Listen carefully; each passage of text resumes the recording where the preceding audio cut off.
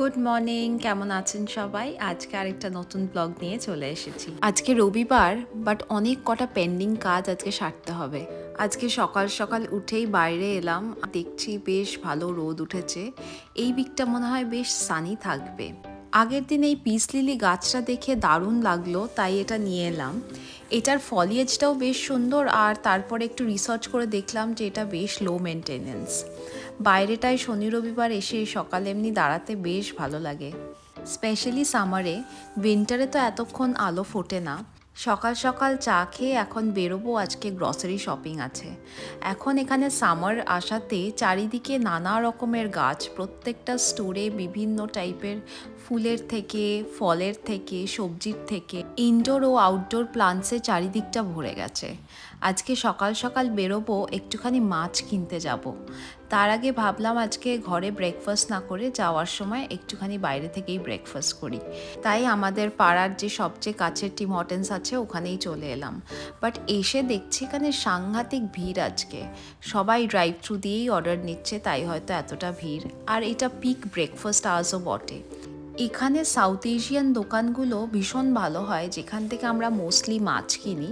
যদিও এখানে বাঙালি মাছ মানে রুই, কাতলা এই জাতীয় মাছ না পাওয়া গেলেও পমফ্রেট, তিলাপিয়া এই মাছগুলো পাওয়া যায়। আজকে আপনাদের একটু দেখাই যে সাউথ এশিয়ান দোকানগুলো কেমন হয়। ঢুকেই যে বেকারিটা দেখালাম, এটা নতুন হয়েছে, আগে আমি খুব একটা আমার চোখে পড়েনি। আর ঢোকার সাথে সাথে ডান দিকে আপনার যে কোনো sort of hot food counter. এখানে সবাই বাজার করে তারপরে এই হট ফুড কাউন্টার থেকে কেনাকাটা করে খাওয়া দাওয়া করে তারপরে ফেরেন। তো এখানে একটা সেকেন্ড ফ্লোরও করেছে, যেখানে বসে খাওয়া যায়।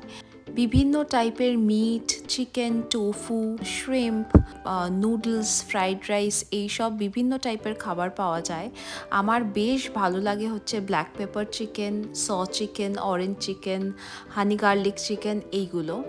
তার সাথেও বিভিন্ন টাইপের সুশি, ডাম্পলিং এইগুলোও পাওয়া যায়। আর এখানকার স্যালাড বারটা সাংঘাতিক বড়। তো বিভিন্ন টাইপের স্যালাড, যেমন কিনওয়া স্যালাড, সিজার স্যালাড, সেইগুলো সব ফ্রেশ তৈরি করে দেন। যাই হোক, আমরা ওই জায়গাটা ছেড়ে এখন এলাম কিছুটা মাছ কিনতে। প্রথমে কিনবো একটুখানি চিংড়ি মাছ। এখানে শুধু মাছ না, তার সাথে বিভিন্ন টাইপের অক্টোপাস, স্কুইড, স্নেল এইগুলোও পাওয়া যায়। তার সাথে ধরুন কাঁকড়া, বিভিন্ন টাইপের মাছ, সব কিছু। আর এই ভিতরের যে সেকশনটা এসছি, এটা বেশ একটা ইন্টারেস্টিং সেকশন।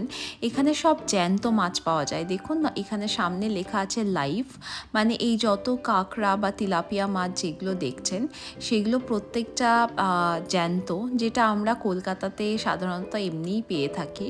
তো এখানে লাইভ মাছ কিনতে হলে এখানে আসতে হয়। আর তার সাথে এমনি প্রিভিয়াসলি ফ্রোজেন মাছ তো এগুলো আছেই। আমরা যদি ওই স্যামন, বাসা বা যে কোনো সর্ট অফ ফিলে, ধরুন তিলাপিয়ার বা ধরুন আপনার একটু স্যামন এই জাতীয় যখন মাছগুলো কিনতে হয় এদেশীয়, তখন আমরা এই দোকান থেকে কিনি। আর তাছাড়া রুই, কাতলা বা ইলিশ এই জাতীয় মাছ কিনতে হলে আমরা তখন বাঙালি যে স্টোরগুলো আছে সেগুলোতে যাই। নেক্সট ডে আপনাদের দেখাবো যে বাঙালি স্টোরগুলোতে কেমন করে ওখান থেকেও মাছ কিনি।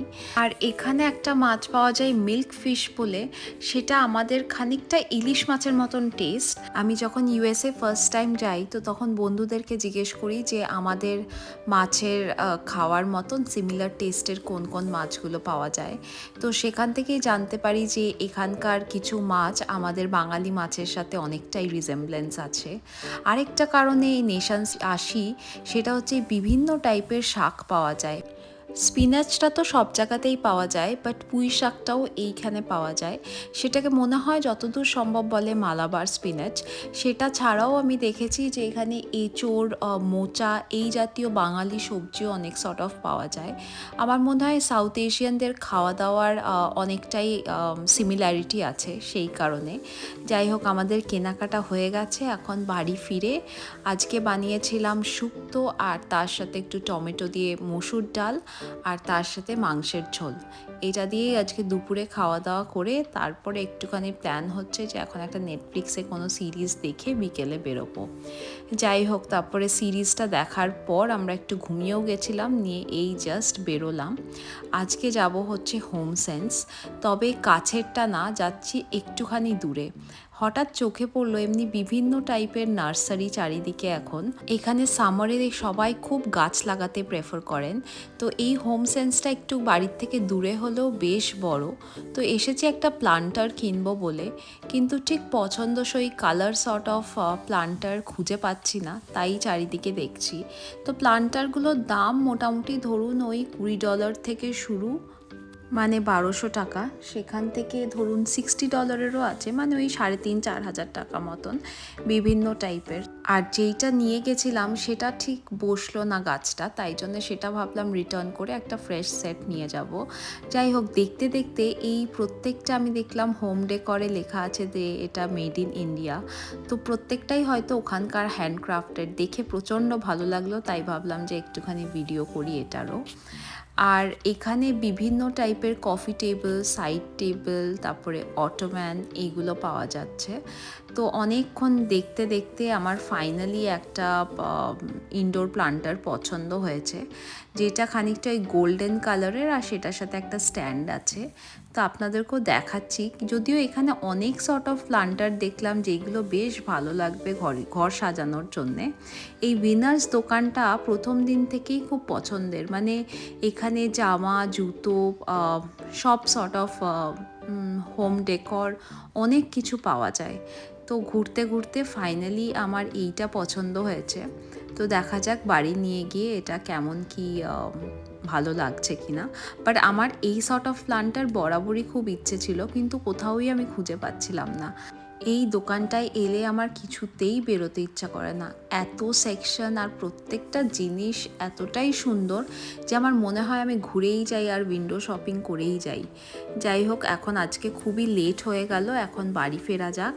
এখানে একটা জিনিস আজকে জানতে পারলাম যে এখানে 3টে টাইপের দোকান আছে, কিন্তু যেহেতু ওই 3টে দোকান সেম ব্র্যান্ডের আন্ডারে, তাই যে কোনো জায়গায় রিটার্ন দিয়ে যে কোনো সর্ট অফ জিনিস কেনা যায় ওই 3টে দোকানের মধ্যে।